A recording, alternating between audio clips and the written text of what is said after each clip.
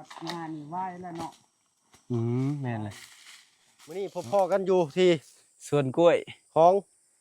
บ่าวซ้อน บ่าวซ้อนคนขยันพี่น้อยเนาะ เนาะรอบนั้นทั้งบ่เพิ่งพาพี่พาน้องไปเบิ่งสวนนั่นแล้วพี่น้อยเนาะแต่รอบนี้เฮาสิบ่ไปเนาะเฮาสิไปสวนนี้บัดว่าใหญ่เฮาลี่ ว้าวยาได้ โอ้ยตกใจเบิดมาเด้อคนเอ้ยฟ้าโตตะขาบ สุกแล้วบ่ ยังน่ะ มักยังนี่ เบิ่งมี่ ฮะ ขอโทษขออภัยมักมี ปอ นี่ โต ยาได้ช็อตเกือบได้ ใช่เนี่ยจะเป็นหัวตะปูพี่น้อยเนาะ อึ๊บมักนัดหรือว่าสับปะรด กินเนาะ โอ้ จะซิมลองเบิ่ง ใช่ วิชา วิชาวิธี กินลองเบิ่ง ชาปลูกบ่ เนาะ พี่อยเนาะตั้งกล้องก่อน แต่ ใส่ ก็อดเอา สู้อึ๊บนี่ซี่แหละพี่น้อยเนาะน้องซ้อนแต่ละมื้อแต่ละวันนะง่ายทิวให้ก็ได้อันหนึ่งมา บ่ไกลๆนี่เอง เดี๋ยวสิพี่โอ้โหโดดใส่รถนี่ อยู่ทางนั่นยันทางไปบ่ดีมันติงเห็นมันติงแล้วมันออกหมดมากนี่ เอาไว้ทั้งเทิงเขากะ โอ้ย โอ้ตัวพี่น้อยเนาะ ฮะ อึ๊บ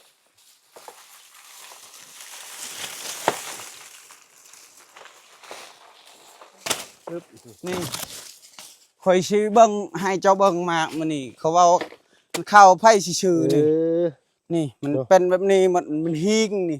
หิ เห็นบ่นี่เบิ่งนี่ อืม เห็นบ่นี่เบิ่งมากมันชุกมันต่างกันแบบนี้แหละ กินสิเลยบ่ แล้วว่านบ่ อันแก่กว่านี่นี่หวานคัก อืม พอดีเปรี้ยวๆหวาน อืม กินกับเกลือพี่น้อยเนาะนั่งผักเซาใต้ห่มสมโอพี่น้อยเนาะโอ้ยยังบ่ทันแก่เด้อพี่น้อยเนาะ อันนี้ก็อยู่ในสวนของน้องซ้อนตอนนี้พี่น้อยเนาะมารอบนี้ถือว่าโอ้แปลนเติดเลยเนาะอืมมารอบนั้นโอ้ยแถวนี้ยังเป็นป่าไปสาบเสือเต็มอยู่พี่น้อยเนาะหรือว่าต้นยาคิ้วเนาะเต็มอยู่เดินมาเบิ่งบ้านนี่แป้นเติดเนาะเพราะว่าน้องเพิ่นได้เครื่องตัดหญ้าน้องเพิ่นก็ใส่เต็มที่เลยจักมือน้องเห็นแล้วอันชวนนี่อืมเอาฉีดยังนั่น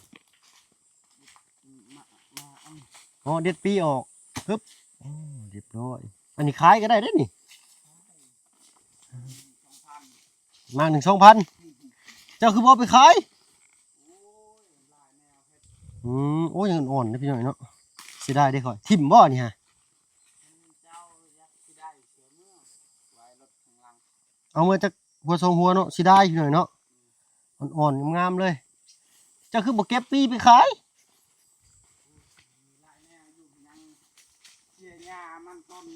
อืมหัวปีหัว2,000กล้วยโลละ1,000โอ้ไปข่อยเก็บหัวปีแล้วไปขายป๊อดกล้วยกับพี่หน่อยเนาะจะหน่วยใหญ่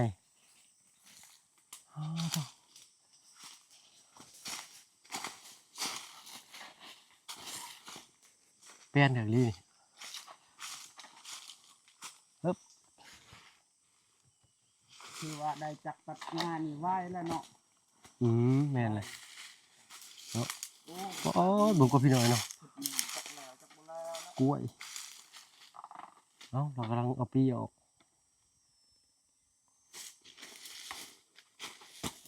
โอ้ทิมเป็นสิละเนาะข่อยรถจะได้ข่อยโอ้กล้วยแต่ละเครือพี่หน่อยเนาะอันนี้ขายแล้วก็จะบ่ทันต้นจนโค่นลงมาเองพี่หน่อยเนาะ ท่านป่วยลงโพดตอนนั้น 900 บ่ฮอดโลละ1,000กีบช่ำพี่หน่อยเนาะ โลละพันไทยแน่ พาพี่พาน้องเลาะเบิ่งสวนน้องซ้อนพี่หน่อยเนาะอันนี้คือสวนที่มารอบนั้นก็น้องซ้อนเนาะเอากล้วยเมื่อ4เครือรอบนั้นก็ได้ในสวนนี้พี่หน่อยเนาะทางเอามาแต่ทางนั้นเนาะ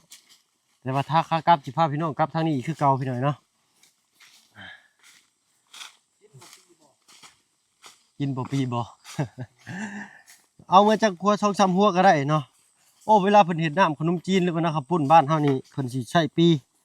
เนาะไว้ใส่ ไปกินกับอันพวกเนื้อพวกเนื้อย่างก็ได้เป็นผักกินกับพี่น้อยเนาะกล้วยเราโอ้เสียดายเด้ค่อยเนาะ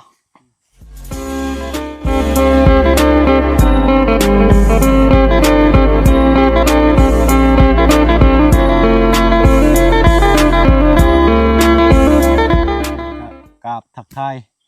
สบายดีพ่อแม่พี่น้องหมู่เพื่อนกันเบิดสุผู้สุคนเนาะบ่ว่าฝั่งไทยฝั่งลาวหรือกระทั่งฝั่งต่างประเทศก็ยินดีต้อนรับเข้าสู่ช่อง YouTube บ่าวเพิ่งเคยหลายคือเก่าพี่น้อยเนาะมื้อนี้อยู่ให้อยู่สวนของน้องซ้อนเพิ่นพี่น้อยเนาะน้องซ้อนคนขยันมารอบนี้พี่น้อยเนาะโอ้แป้นเติดเนาะกล้วยกับก้องจนเทินอยู่ในตามพื้นดินเนาะนุกหนูปูปีกเนาะหนูพี่ช่างก็กินต้นข้าวต้นกล้วยน้อยเพิ่นก็เต็มอยู่ทางนั้นพี่น้อยเนาะต้นข้าวจะเป็นต้นข้าวชาวบ้านเพิ่น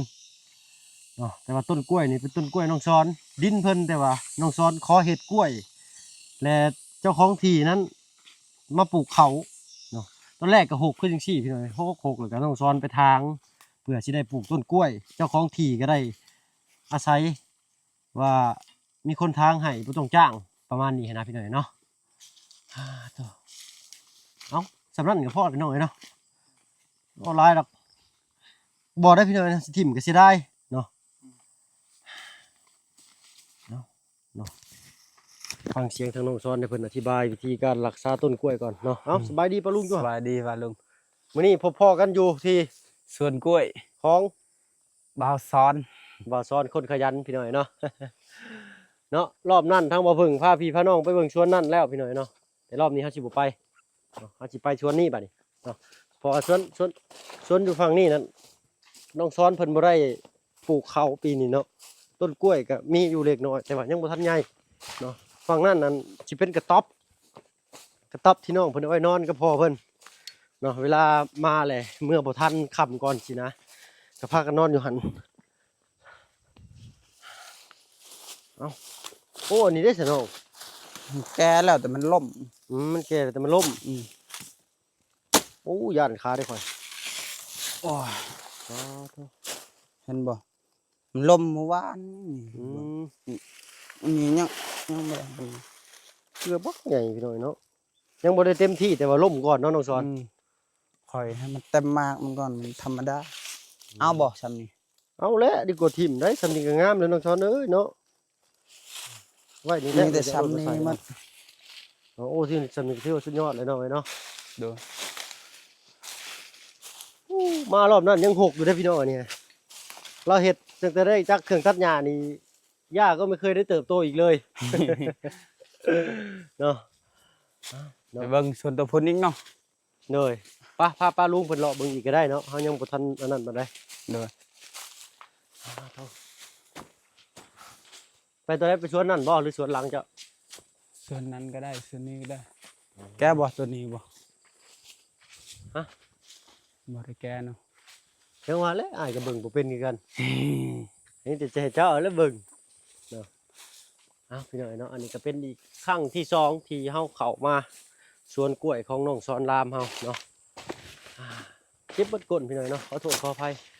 อะไรกับวิธีกระซาใบกล้วยเฮ็ดได้น้องสอนบอกป้าลุงอยู่ นี่แล้วแบบนี้แล้ว นี่เพิ่นเอิ้นว่ากระซาใบกล้วยมันเป็นลักษณะแบบใดเฮาจึงสิตัดออกใบเป็นแบบใดเลยก็แบบใดเฮาควรจงไว้ใบมันน่ะนะแต่ว่าย้อยลงมาสิตัดเอาโลดมันเหลืองๆจังซี่ใบบ่งามนี่สิตัดทิ่มแบบนี้ได้บ่แบบนี้ แบบนี้ จงไว้บ่ใบนี่ มีจงไว้งาม ใบมันแตกๆสิได้ซะเนาะใบถัดไปเด้มันแตกๆสิบ่เป็นหยังบ่ บ่เป็นหยัง เอาที่โตที่มันย้อยลงมาพี่น้องเนาะ ตัวได้ที่มันเรื่องแบบนี้ใบเหลืองแบบนั้นเลยตัดออกเนาะอันนี้เพิ่นเอิ้นว่ากระซาใบเฮ็ดผู้เดียวได้จักมื้อแล้วเนาะเนี่ย เดียวนี่ เลย มือหนึ่งบ่แล้วละ2มื้อ หนึ่งบ่แล้วพี่น้อยเนาะ กันหาสาบาย สำหรับส่วนนี้ส่วนเดียวเลยเนาะ โดย บ่แล้วเนาะ บ่แล้ว จ้างคนก็มื้อละ150,000พี่น้อยเนาะแต่ว่าน้องยังบ่ทันกระซาใบกล้วยซ้ำเพราะว่าน้องเพิ่นยังข้าวเวียกหลายพี่น้อยเนาะไปชวนนั่นบ่ โดย ไป ตาร์ทรถมารถจ้ะนะง่ายพาปลาลุงยางเบิ่งก่อนกลางป่ากลางเขาพี่น้องเนาะมื้อนี้โอ้ยรถยุบล้อ2 เทื่อ 3 เทื่อผู้เพื่อสิมาฮอด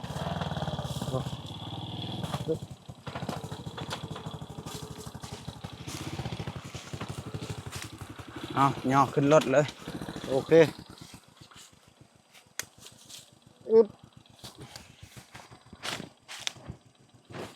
อัดนี่ติดเชือกอะไรค่อยๆวางได้บ่น้องอย่างสิ ได้ โอเค เมียนบอลนี่เลยก็ได้นี่เจ้าก็ขึ้นบอลนี่เห็น ขึ้น ไอ้ อยู่ ย่างกำลังจะไปก็ได้ไป ไปรถขึ้นรถมาเป็นยัง หมอนักอีกใกล้หนึ่งนี่เอาไปหน่อยเนาะอยากเอาไอ้สิจับเครือกล้วยไปน้ำลัง เมื่อยแล้วเจ้าจับ โอ้ใบหญ้านี่คมรีพี่น้อยเฮ้ยขอเด้อฮึ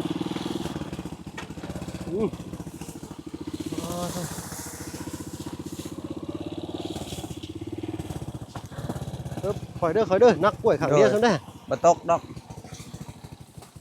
คนฝนตกคือสิไปบ่ได้เลยพี่น้องลื่นโอ้ต้นไม้ต้นนี้ใหญ่ครับพี่น้องเนาะเป็นป่าอุ้มพุ่มครับลีนี่เฮ็ดตัวปึ๊บโอ้กลัวไม้ช้ำเลยเนาะ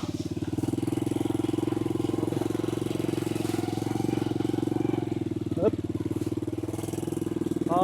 ต้นร่วงเต็มเลยพี่น้อยเนาะบ้านเราเอิ้นแมงคามเนาะร่วงมีหลายชนิดติดแบบนี้แบบร่วงกว้างพี่น้อยเนาะงามได้ร่วงกว้างนี่ก็ได้เนาะทางฝั่งไทยเป็นนี่เป็นที่เลี้ยงไว้ได้ร่วงกว้างนี่ปึ๊บ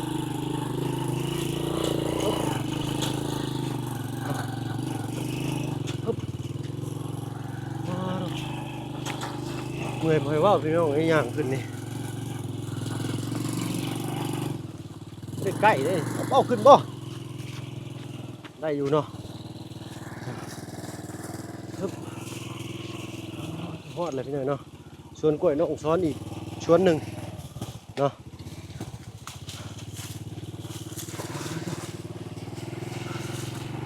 หอบเลยค่อยก็ได้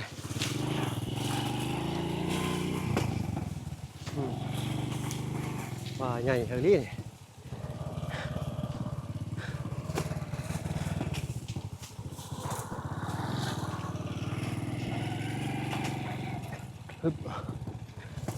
หมูมีเฮ็ดเลยอยู่เนาะ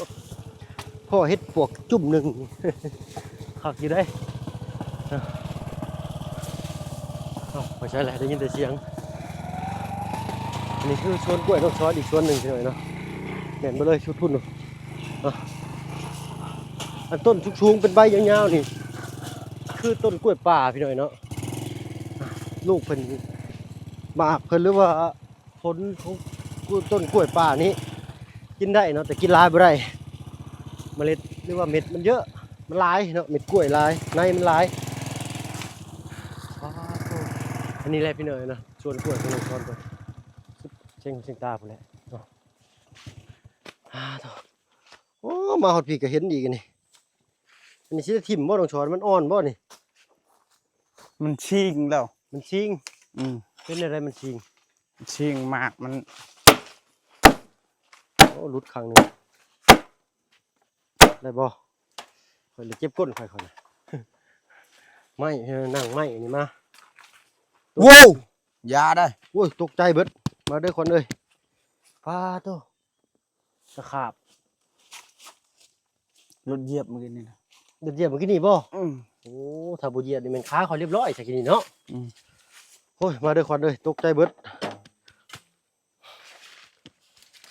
ปึ๊บได้บ่ ได้แล้ว เหยียบเมื่อกี้นี่บ่นี่น้องชอนเจ้าบ่เห็นบ่โอ้ยสงสัยเหยียบแต่หึงแล้วนี่ ตายแต่หึงนี่ข้าว่าเหยียบขี้นี่มันต้องดิ้นนี่ใครเนี่ยพี่หน่อยเนาะย่างมานี่น้องช้อนห้องเวิร์กรถเย็บโอ้ยหัวใจจีวาย สุกแล้วบ่ ยังน่ะ มักยังนี่ เบิ่งมี่ ฮะ ขอโทษขออภัยหืม มักมี ปอ นี่ ดโต ยาเด้ช็อตเกือบเด้ ใครเนี่ยจะเป็นหัวตะปูพี่หน่อยเนาะ อืม อึ๊บมักนัดหรือว่าสับปะรด กินเนาะ เอ้ามันยังบ่สุกเหมือนบ่ โอ้มักนี่ชำนี้แล้วมันสุก เอาเบิ่งเอ้าเป็นยังไง ปลูกเลย เอ้าตัดควันเอาละปลูกชั้นเลยได้บ่เนาะ เออ เออ นี่ได้มากนี่ โดย เฮาปลูกนี่ก็ปลูกหัวมันนี่ อืมเด็ดนี่ห่าอันนี้สิปลูกได้บ่จักอันนี้ตัวน้อยๆนะ บ่ได้ น้อยบ่ได้เนาะ มันตัวนี้ได้ตัวนี้ เอาตัวยอดน้อยอันนี้ไปปลูกอีกเนาะ ไว้ได้มันเป็นเด้นี่ก็ยอดน้อยมันแหละเฮาปลูก อืม นี่อยู่ข้างนี่มันเป็นมากแล้วเฮาปลูกยอดน้อยมัน โดย ยอดมันเลยนี่ เอายอดน้อยๆเมื่อกี้นี่นั่น เออ พี่น้องเนาะ น้อยๆชำนี้ เบิ่งอย่าไปลุงเบิ่งเนาะ อืม ของนัดหรือว่าสับปะรด เห็นเฮาปลูกเฮาเอาแต่พุ่นได้เฮาปลูกนี่ เอาแต่พุ่นมาปลูกพี่ อืม อ๋อตัวพี่น้องเนาะกินปุ๊บก็ปลูกปั๊บถือว่าบ่เสียถิ่มซื่อ โดยบ่แม่นตัดแล้วเทมบ่ได้กินนี่จังหน่อย ปลูกกันง่ายๆลูกบ่น้อง ง่ายแล้วแหละปลูกมันมันดินมันงาม เลยดินนิยมครับเรียกว่าคุยเป็นคุยเลยก็ดินเหนือดำๆมานะพี่น้องเนาะ โดย อันนี้คือปลูกแล้วเนาะ จังหน่อยได้กินแล้วมันเป็นมากแล้ว อ๋ออีก2 เดือนเนาะ มันใหญ่แล้วก็กิน แก่อยู่บ่นี่พี่น้องเนาะเปรี้ยวไปจังนี่เนาะ หวานได้ เปรี้ยวไว้กินส้มจ้ำเกลือพี่น้องเนาะ เอ้าปึ๊บอันนี้ก็คือเป็นอีกบ่อหนึ่งเพิ่งอันนี้ก็มารอบนั้นยังบ่ได้ล่มมารอบนี้ล่มล่ะยังน่ะปึ๊บเบิ่งวิธีเอากล้วยลงไปหน่อยเนาะปึ๊บปั๊บโอ้ยุงกัดแขนปวดคันๆพี่หน่อยนะปั๊บมาปุ๊บสุดยอดเอ้าคือตัดทิ่มเหรอเนาะ เทมมันลูกมันลายแล้ว มันร้ายเลยตัดทิ่มปึ๊บขันย่ามนั่นนี่เป็นปลูกเนาะลายเกินไปกับบอดี้เลยพี่หน่อยเนาะเอาพอดี หักกระซาบ่ไหวลายเกินไป เอาผู้เดียวซ้ำนี่ก็บ่ไหวแล้วเฮาเบิ่งแต่ก็อดเอา ปึ๊บนี่ชี้แหละพี่หน่อยเนาะน้องซ้อนแต่ละมื้อแต่ละวันนะมันว่าบ่ได้อยู่เพื่อนกันมันอยู่พี่รถเนาะถ้าว่าไผมาหาน้องช้อน ถ้าว่าบ่พบบ่พ่ออยู่เพื่อนบ่ป่ามันใกล้บ้านก็แม่นอยู่ป่ากล้วยเนาะ โดยนี่เขียดโอ้ ใช่เนาะ นี่ โอ้อันนี้เขียดจะกินบ่นี่ เออ เห็นบ่พี่น้องกลมกลืนขนาดเลย บ่เห็นเลยเห็นบ่ได้ เขีย แจ้ ดกลมกลืนกับใบตองเลยเนาะเอาอันนี้คือวิถีชีวิตของน้องช้อนพี่หน่อยเนาะฮ้อนขนาดเลยสุดยอดเลยฮึบ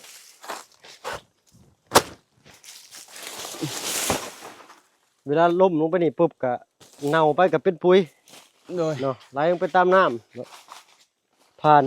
ให้ผ่านสวนไปก็มันเข้าน้ำผู้นั้นก็สิงามเนาะต้นไม้ต้นตอกก็มัน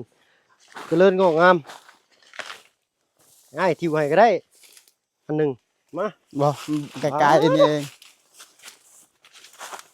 เดี๋ยวสิเรียนเจ้าใส่แห้งเจ้าลายเกินไปเด้น้องมันสิหักโหมเจ้าของมันสิเมื่อยได้น้อง อู้ โอ้นี่ใกล้สิสุกก็ได้น้องสอนเนาะ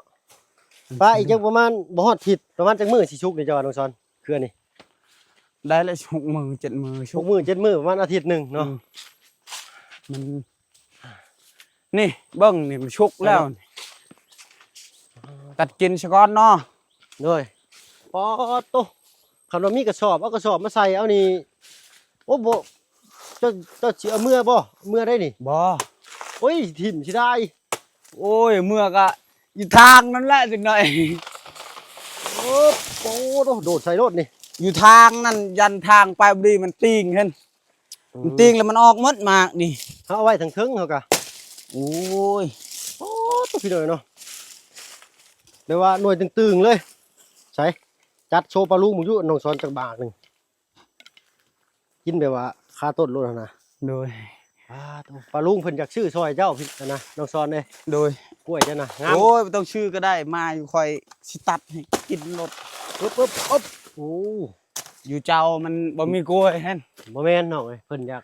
ซอยเจ้าเนาะ โดย เจ้าตัดไปขายอยู่ในอันแถวบ้านก็ได้ราคาถูกกล้วย10จักโลก็10เท่าไรโลก็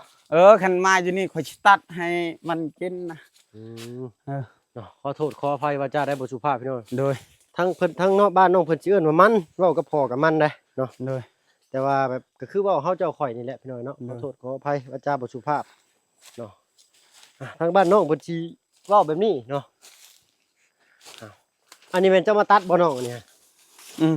อืม นี่ตัวนี้ตัด หญ้าแถวนี้มาตัดเรียบร้อยเลย โดย แล้วเลยบ่หรือว่ายังอยู่ แล้วยังแต่ใบมันนี่โห ยังแต่กระซาใบ อืม มันก็พี่น้องล่มเกลื่อนอยู่พักยังพักกูดบ่นี่ บ่แม่น บ่แม่นเนาะอันนี้ก็บ่แม่นเด้อเนาะ อืม ไปพาอ้ายย่างเลาะเบิ่งอยู่อะเนาะปึ๊บโอ้มีหางนกมีงูบ่มีเนาะเนาะต้องคันว่าใกล้บ้านนี่ประมาณจัก2-3 ลักนี่ต้องซ้อนนี่เขาบ่อยากเข้าฮอดบ้านเนาะทั้งบ่เพิ่งนี่ว่าโอ้ย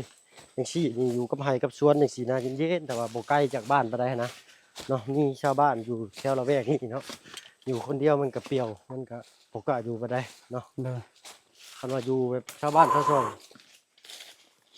ฮอด ชาวบ้านชาวช่องอยู่น้ำลายก็เป็นตาอยู่เนาะ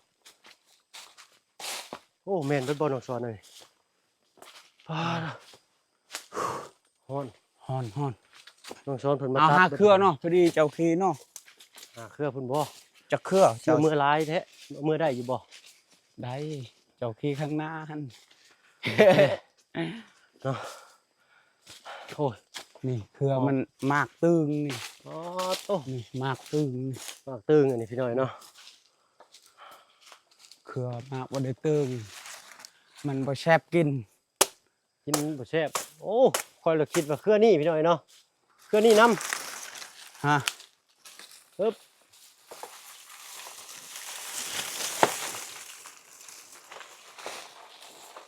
ปึ๊บ มากมันตึงเห็น เลย มันบ่ได้รีบกล้วยเฮาบ่ได้รักษาใบมันก็รีบนี่ก็บ่เห็นเฮารักษาใบมัน พอดีเครือสำนี้เนาะ อืม เฮาเมื่อรอบนั้นนั่นเครือเป็นพี่เป็นว่าเนาะ6-7 เช่นต้นยาวเครือหนึ่งนะเมื่อรอบก่อนนะพี่น้อยเนาะทั้งอันพี่ทั้งฝั่งไทยเนาะเอ้ยใจดีเพิ่นก็อยากสดสวยน้องช้อนเห็นน้องเพิ่นเฮ็ดเวียกเฮ็ดงานนะ ไม่ได้กล้วยนี่ตึงอยู่ได้ตัวได้อีก จักแล้ว เลือกเอา อ้ายบ่ฮู้ได้ อ้าว มากนี่เบิ่ง โอ้อันนั้นก็สุกแน่บ่สุกแน่พี่น้อยเนาะสุกคาต้นเลย ตัวได้อีกสิเลือกงาม จักพี่น้องแล้วจะคืออะไร อ้าว สี่ได้นี่3ได้นี่สี่เดี๋ยวบ่จักหาเนาะอยู่เฮือนอีกเด้อันนั้นเพิ่นว่าเพิ่นสิทิ่มโอ้บ่ให้ทิ่มนะพี่น้อยเนาะเสียดายเนาะเอาไปแจกผู้คนดีกว่าเนาะถือว่าเฮ็ดทานนำกัน ๆเบิ่งมากมันตึกนั่นกู เด้งลึงๆพี่น้อยเนาะ มันแบ่งเด้มันบ่ได้มีรีบกล้วยแบบมันมีรีบมัน พาเราชมเบิ่งอีกก่อนพี่น้อยเนาะทางเทิงก็แม่นบ่น้องสวนเจ้าบ่น่ะต้นกล้วยป่าติน่ะเนาะ กล้วยพาก ล้วยป่าเบิดเลยทางน่ะ เออ อ๋อมีแต่ซ้ำเขตนี่เนาะที่ว่า เออ เป็นต้นกล้วยที่น้องสอนเพิ่นปลูกเนาะน้องเพิ่นก็ตัดหญ้าจนเบิดนี่ ฮ้อน อันนี้ก็จนเหี่ยวค่าต้นเลยเนาะบ่มีใครกินอะดินี่ อ้อันราคากล้วยจังถูกเนาะเพราะว่าอึ๊บเอานี่บ่บาดพอกล้วยล้นสวนเท่าไหร่เนาะคนซื้อก็ซื้อถูกแน่เนาะโอ้ยถ้าว่าเป็นอยู่ฝั่งไทยน้องซอสนี่มีเงินใช้บ่ขาดมือเลยน้องซอสเลย โดย ขยันทำโอ้ลงแห้งแท้ตัวนี้ ลมแห้ง เราบ่ให้ตกดินเลยนะ ตกดินมุนมัน ตกดินนี่รุดออกจากเครือเบิดเลยกล้วยกับบ่งามเนาะน้องซอนเนาะ แบบพันกล้วยใช้พุ้ยมันต่างกันนี่มันธรรมชาติแบบ บ่ได้ใส่หยังเลยใส่แต่ใจ บ่ได้ยังเลยใช้แต่วาดด้วยใจแล้วนี่ ใส่แต่บาดดีใจแล้วอะพี่น้อยเนาะเอาใจใส่สิยังจะงาม โอ้กุนกล้วยใส่พุ้ยแบบคือกล้วยเวียดงาม แต่ใส่ปุ๋ยเวียดนี่ให้งามบ่ต้นกล้วยเนาะ แต่เขาบ่ใช้ดอกเขามักกินกล้วยธรรมชาติ เออ ให้มันงามเองมัน โดย เขาใช้มันจึงมันบ่แซ่บกล้วยเฮา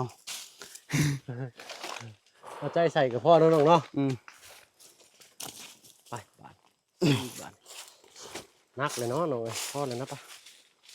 นายญาติเจ้านักได้ขับรถเข้ามาก็เมื่อยก็แห้งเลยเนี่ยจะถือให้ไปเลิศจ้ะนะโอ้ตัวนักขนาด เอาจากเครือนึงก็ยังดีเนาะ เราจะเคลื่อนหนึ่งกันยังดีบ่แม่นสตาร์ทรถให้กันยังดีบ่เนาะ เนาะเอาอันนั้นน้องชอนนะ ฮะ อันนี้นี่อ้ายเบิ่งว่าน้องคือสิบ่ได้ใช้เด้ออันนี้ตัวเหลืองๆนี่เอาตัวนั้นแหละตัวนี้เอาไว้ให้เจ้าขาย ตัวใด ตัวน่ะ อุ้ยตัวนี้ตัดเทมสบายดีกว่า อ๋อไปสิตัดทิ่มสิได้เด้อข่อย ดีเลยมันบ่งามมันชิงเอากินบ่ได้นี่คือสิให้เจ้าไปเบิ่งหมากมันเจ้านี่โอ้ยพระขายเขาบ่ซื้อดอก สิได้คองได้ข่อยเลย นี่ ถ้าคิดได้แต่การเอาออกไปก็ลำบาก นี่ข่อยซื้อเบิ่งให้เจ้าเบิ่งหมากมันนี่เขาเว้ามันเข้าไผซื่อๆนี่ อ นี่มัน เนอะ เป็นแบบนี้มันหิงนี่ หิ เห็นบ่นี่เบิ่งนี่ อืม เห็นบ่นี่เบิ่งหมากมันชุกมันต่างกันนี่เห็น มันเป็นแมงอย่างนี้ เออ เออ นี่เบิ่งนี่โอ้ยมันงามผู้ใดสิตัดทิ่มมันเบิ่งนี่ นี่ โดยบ่เพิ่งคิดว่ามันเป็นดำแค่เปลือกนอกมันแมงจากข้างในพี่น้อย นี่เบิ่งนี่เห็นบ่มันเป็นแบบนี้มัน โดย คายก็เขาบ่เอานี่หมากมันงามอยู่นี่เห็น โดย มันงามมันจะเป็นแบบนี้ แต่ข้างในมันเสีย เออ โดย เฮาเมื่อก็บ่ได้กินละหล่า อืม มี แต่ แต่ กับนักรถชื่อ เออ โดย ชื่อก็เข้าไปอยากชื่อแล้วกลัวแบบนี้ อืม คันมันงาม เขาชื่อ โดยเนาะ ไป นี่ สัตว์ เบิ่งนี่ฝาตัดน่ะมีแต่ทิ่มละล่า อืม นี่เห็นบ่เป็นแบบนี้ เป็นแมงข้างในพี่น้อยเนาะ มันหิงเขา มัน ห้ หิ อง ง ว่ากล้วยหิง กล้วยหิง เออ โดยเอาไปสัตว์บันโอ้ยโอ้ยบ่ เอามาตึงนี่นี่มันบ่ได้หิงเบิ่งนี่สิตัดให้เบิ่ง ดึงเลยตัวนี้เนาะ อืม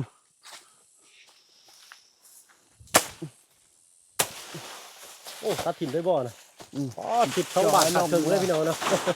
ขาด2 ท่อนมีตัดต้นกล้วยกะมีอันองศาพอดีได้พี่น้องเนาะใส่เด้อใส่เด้ออึ๊บอ๋อถูกสุดยอดเลย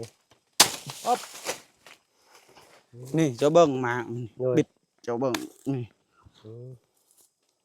เห็นบ่ โอ้แน่นตับเลยเนาะ เนาะอยากให้มีอันโรงงานเฮ็ดขนมกล้วยฉาบเนาะ ของงานก็เขาบ่ชื่อเลย เขาบ่ชื่อบ่แบบนั้น เออ ม เบิ่งมันต่างกันเลยมัน เลย คนละที่คนละทางเลยนี่ เนาะเฮาผู้บ่มีประสบการณ์ก็มาเก็บเกี่ยวประสบการณ์จากน้องเพิ่นนี่แหละปึ๊บปึ๊บ เห็นบ่เห็นบ่ โดย เห็นบ่ อันนี้คืออันกล้วยเครือนั่นเนาะ โดย อันนี้คือกล้วยเครือที่เราตัดลงเมื่อกี้ นี่ โดย เห็นบ่มันต่างกัน โดยเนาะ อืม ถ้าว่าอยู่ฝั่งลาวเฮาเนาะไผอยากสดช่วยน้องซ้อนก็ เป็นแบบว่าโรงงานนะก็ติดต่อมาพี่น้อยเนาะซื้อกล้วยในราคาที่แพงขึ้นแน่จักหน่อยหนึงก็ยังดีเนาะสิให้น้องช้อนเพิ่นมาตัดให้เนาะพอให้น้องมีรายได้พี่น้อยเนาะถ้าอยู่ไทยนี่หวีหนึงนี่20 บาท30 บาทพุ่นเลยนี่ โอ้ไว้มันสุกมากมัน ห ตื้อ วีหนึงก็ได้น้องบ่แม่นเบิดเครือนี่ได้ โดย หวีเดียวหาได้เนาะ มีอยู่เฮาวีหนึงจักเขาชื่อจักบ่เขาบ่ชื่อซ้ำ ชื่อมีแต่เป็นแชงเลย เป็นเครือนี่เลย ครือหนึงเลย เครือหนึงแล้วก็10,000เงินลาว5,000เงินลาวยังเก่งอยู่ช่วงชุด 10,000 10,000บ่ฮอ20 บาท 10,000 20 บาทกับ 10,000 นี่เครือแบบนี้ เลย 5,000จัก เบิดเครือนี่5,000กีบ10 กว่าบาทพี่น้อง10 บาทเบิดเครือนี่โอ้อยู่ไทยนี่พี่น้องคอมเมนต์มาบอกเด้อนี่ อืม วีหนึงนี่กล้วยวีหนึงนี่2นี่4นี่6 8 10 12 14 16 17ลูกเนาะวีหนึง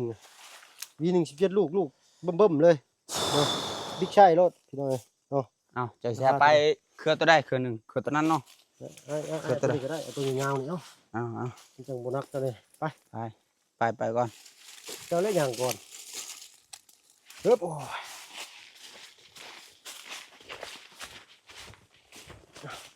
กล้วยแบบกล้วยหิ้งเขาห้อง กล้วยหิ้งแต่มันบ่งามเนาะเลย ไปขายเขาบ่เอาคละเจ้าตากเอาเมียนไว้อยู่หยังนั่นอยู่ข้ามทางคือเขาขายนั่นเขาบ่ชื่อนั่น นักพี่น้องนี่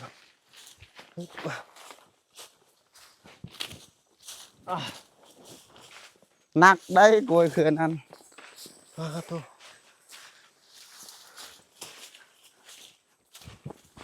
เอ้ยลื่น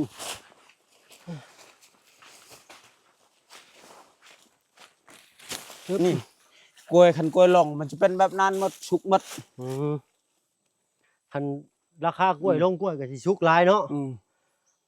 เพราะเขาตัดมาไว้มันบ่พอค่าน้ำมัน เหนื่ แต่ อย ก็ย่านรถมันเพแน่ เลย เขาไปตลอดอยู่นี่มันใกล้แบบว่า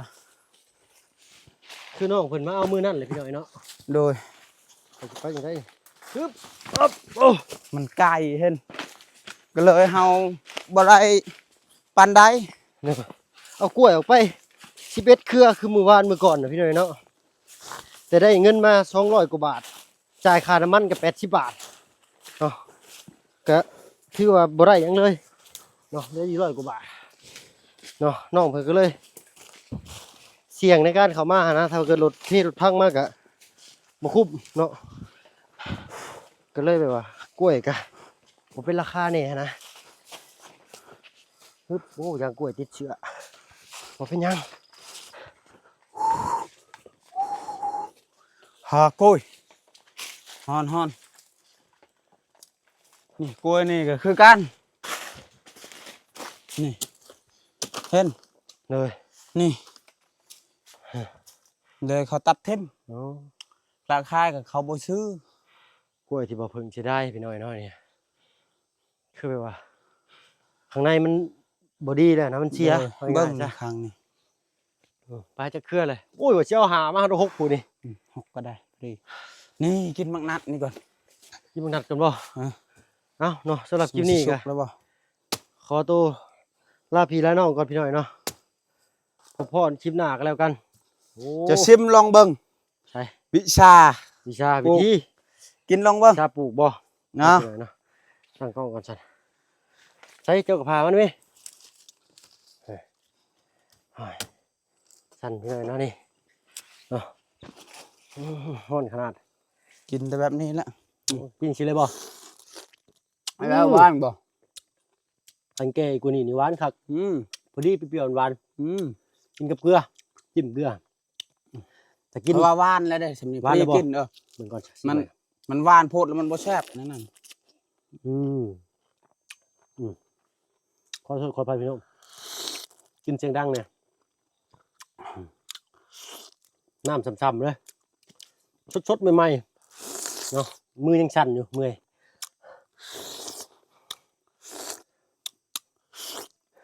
แซ่บประเดิจอน ว่าน เปรี้ยวๆหวานๆพี่หน่อยเนาะดีครับ